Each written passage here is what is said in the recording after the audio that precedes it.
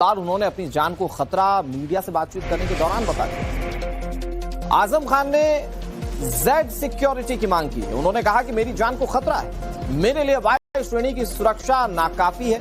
आजम खान कह रहे हैं जो लोग बिना वजह हमारा विरोध करते हैं उनके पास केंद्र सरकार की जेड सिक्योरिटी है, जबरदस्त कमांडोज हैं, कोई भी बहाना बनाकर मेरे ऊपर ओपन फायर कर सकते हैं। ये आजम खान की चिंता है। मुझे जब जेड सिक्योरिटी सुरक्षा मिली थी तब किसी की हुकूमत नहीं थी, वो किसी राजनीतिक दल ने नहीं दी थी, बल्कि गवर्नर ने ये महसूस किया कि मुझे सुरक्षा की जरूरत है तो जेड सिक्योरिटी मुझे दी गई थी। और उसी वक्त उस वक्त के एसपी ने लिखा कि जेड सिक्योरिटी भी इनके लिए कम है, इन्हें जेड स्पेशल दी जाए। वो नहीं दी गई। अब जेड देना तो दूर की बात, कोई सुरक्षा ही नहीं है। अब मेरे जैसे व्यक्ति के लिए वाई श्रेणी की सुरक्षा शायद नाकाफी है।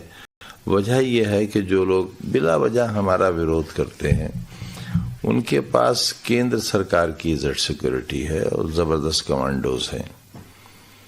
कोई भी बहाना बनाकर मेरे ऊपर फायर ओपन कर सकते हैं। आजम खान अपनी जान को खतरा बता रहे हैं एक तरफ, लेकिन समाजवादी पार्टी के कद्दावर नेता आजम खान पर एक नया संकट और मंडरा रहा है। एक नए मामले में कोर्ट ने संज्ञान ले लिया है। पत्नी समेत आजम खान की अदालत में पेशी हो चुकी है। इस केस में धोखाधड़ी और आपराधिक साजिश जैसे संगीन इल्जाम है। सियासी गलियारों में सवाल ये उठने लगे कि क्या अखिलेश यादव के आदरणीय आजम खान साहब फिर से जेल जाने वाले? अगर ऐसा होता है तो 27 की जंग की तैयारी कर रहे अखिलेश यादव के सामने क्या नई मुसीबत खड़ी हो सकती है? नव भारत की इस एक्सक्लूसिव पॉलिटिकल स्टोरी में बताते हैं।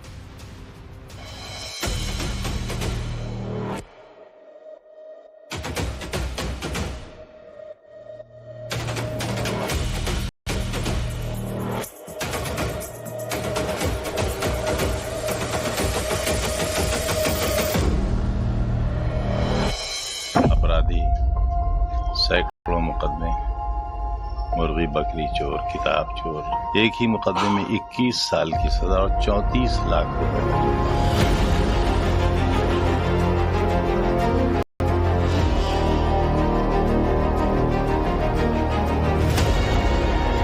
सबसे ज्यादा छोटे मुकदमे अगर किसी परिवार पर एक पर लगे हैं तो वो आदरणीय आजम खान साहब। जिसने जो किया होगा वो फल भी भोगेगा।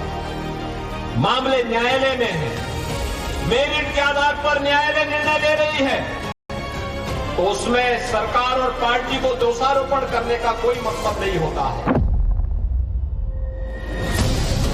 रामपुर के जिला और सत्र न्यायाधीश के कोर्ट के गेट के सामने एक व्हाइट कलर की कार आकर रुकती है। काले कोट में वकीलों की फौज इंतजार में खड़ी है। फ्रंट सीट से सफेद कुर्ते पायजामे में आजम खान बाहर निकलते हैं। पीछे वाली सीट से उनकी पत्नी तंजीम फातिमा। आजम खान के समर्थक पूछ रहे हैं कि जब उनके नेता को कोर्ट ने जमानत दे दी है तो अब ये कौन सा मामला है कि उन्हें कोर्ट का चक्कर लगाना पड़ रहा है? क्या आजम खान को एक बार फिर सलाखों के पीछे जाना होगा? अभी ज्यादा दिन नहीं हुए। 2 साल सीतापुर जेल में रहकर नवरात्र के दौरान ही बेल पर बाहर आए आजम खान की मुसीबत कम नहीं हो रही है। अब एक नए मामले में उनके खिलाफ रामपुर की स्पेशल एमपी एमएलए कोर्ट ने आरोप तय किए हैं। आजम खान के अलावा उनकी पत्नी तंजीम फातिमा के खिलाफ भी आरोप है। मामला रामपुर पब्लिक स्कूल की मान्यता लेने में फर्जीवाड़े से जुड़ा है। इस मामले में दोनों के खिलाफ अदालत ने धोखाधड़ी और आपराधिक साजिश के तहत मुकदमा चलाने का आदेश दिया है। समाजवादी पार्टी के कद्दावर नेता आजम खान और उनकी फैमिली पर नए आरोप तय हुए हैं। ये केस साल 2019 में दर्ज हुआ था। इसका ट्रायल रामपुर की एमपी एमएलए कोर्ट में चल रहा है। आरोप है कि रामपुर पब्लिक स्कूल की मान्यता लेने के लिए दूसरे स्कूल के फायर एनओसी का फर्जी तरीके से इस्तेमाल किया गया। रामपुर का ये मामला आजम खान के लिए अब बड़ी चुनौती है, क्योंकि इसमें धोखाधड़ी के साथ साथ आपराधिक साजिश रचने का भी आरोप है।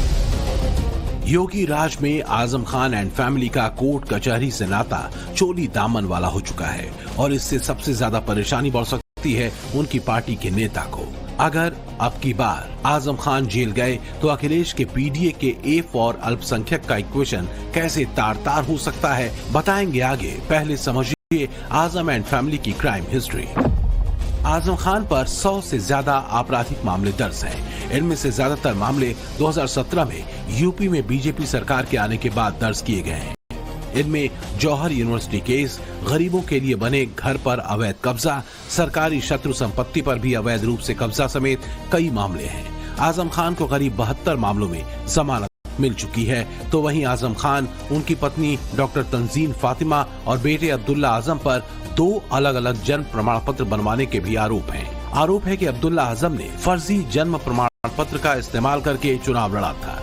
इस मामले में उन्हें दोषी ठहराया गया था और सजा भी हुई थी, जिसकी सिक्योरिटी मुझे दी गई थी।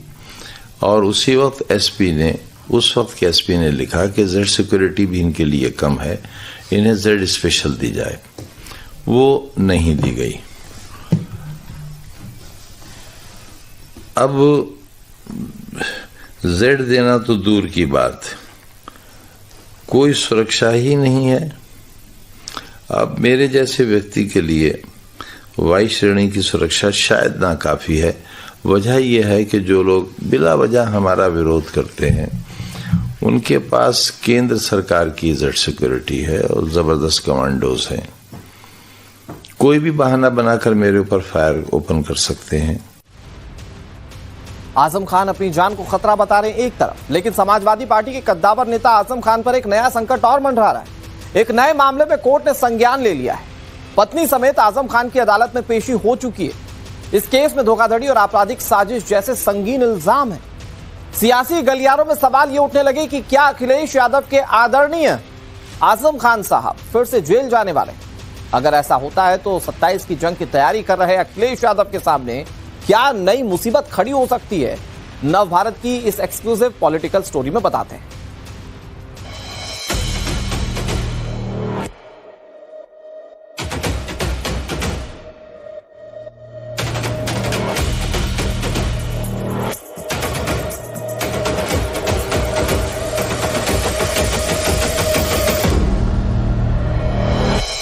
अपराधी, सैकड़ों मुकदमे, मुर्गी बकरी चोर, किताब चोर, एक ही मुकदमे में 21 साल की सजा और 34 लाख रुपए का जुर्माना।